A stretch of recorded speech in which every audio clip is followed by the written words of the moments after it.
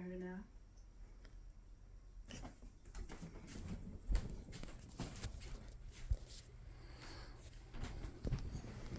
Okay, so today we're going to be talking about Bigfoot, fact or fiction. Okay, so Bigfoot, also known as Sasquatch, has been a subject of fascination for many years. So despite there being countless sightings and alleged evidence, the question still remains, is Bigfoot real? In this presentation, we'll talk about Bigfoot evidence. Okay, so what are the significant impacts that Bigfoot has? So first of all, it does challenge what we understand about undiscovered species. It could have an effect on the legality status of undiscovered species. And it highlights the importance of folklore in shaping cultural identity. So a lot of Native Americans believe in Bigfoot, and that has a big impact on their culture. And so does natives of other countries, especially in Asia. Bigfoot in folklore. So Bigfoot is a common figure, like I just said, in Native American folklore. Many Native Americans' legends do describe Bigfoot as being giant, hairy, long arms, reddish-brown fur. And this is like a common belief through our common belief throughout the world, or common report. And they also have a description of smelling really bad. So sometimes you can't always see Bigfoot, but you can smell him. The stories are common in every Native American tribe in North America, but again, it's also common through the whole world. And these narratives have persisted through generations. So reports of Bigfoot go back probably hundreds of years, maybe thousands. It's just forever. Okay, so Dr. Melba Ketchum had completed a DNA analysis, so they had found some Bigfoot hair, and she had the DNA tested, and it was found that the DNA was part human and part unknown ape. And it didn't actually match up to anything in any known database. So they haven't conclusively said it's Bigfoot, but it's pretty suspicious. A lot of critics will argue that there's a lack of sufficient scientific rigor and needs to be replicated. Although they have done it in multiple labs, in every single lab. I think Dr. Ketchum actually did like 3 different labs, and they all came up with the same thing. Part human and part ape. And then there is also eyewitness testimonies. So there's been sightings, like I said, all over the world, thousands, maybe hundreds of thousands of sightings of a large bipedal, ape-like, long arms, reddish brown hair, smelled like I said earlier. Many of these witnesses are actually professional hunters, hikers, park rangers, and residents in forest regions. A lot of them would know that it's definitely not some bear or ape running around.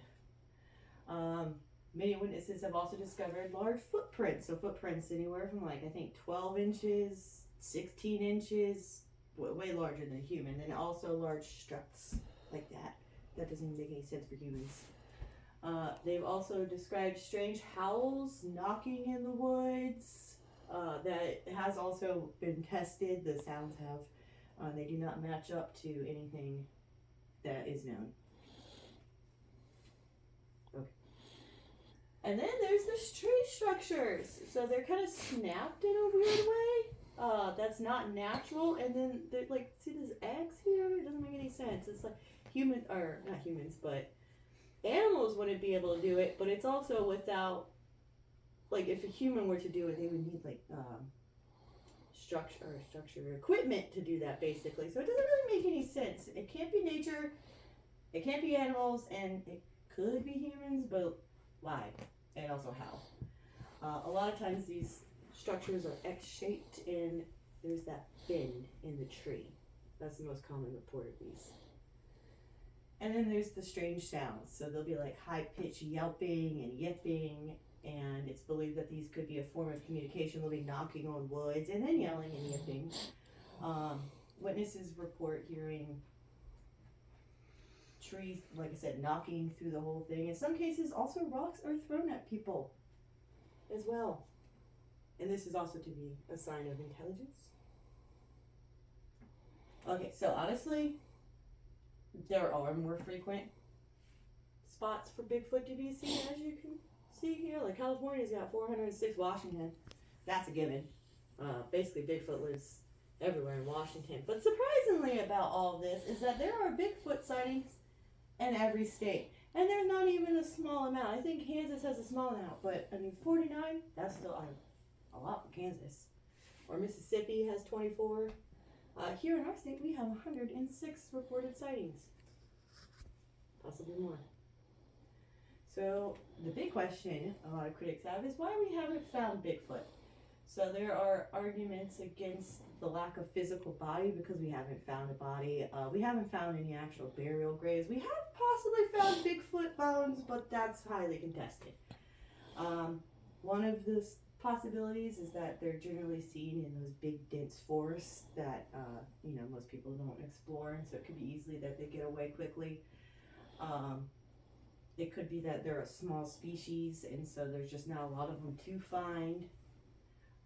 The way I see it is, I've been through the woods a lot. I've never seen a skeleton of a deer or any other animal, to be honest, and we should see that. And I spent a lot of time in the woods in my life. Never seen a skeleton of an animal. Okay, so with all that being said, the mystery of Bigfoot is still endures. Despite the persistent sightings and physical evidence, there's still definitely many challenges. Basically, at this point, we're going to need a body to convince everyone.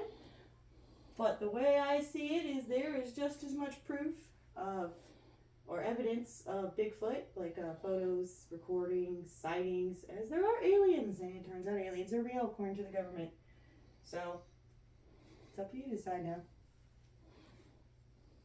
Oh, and my references as well. Yep. You did And then- amazing. You're awesome. And then here's my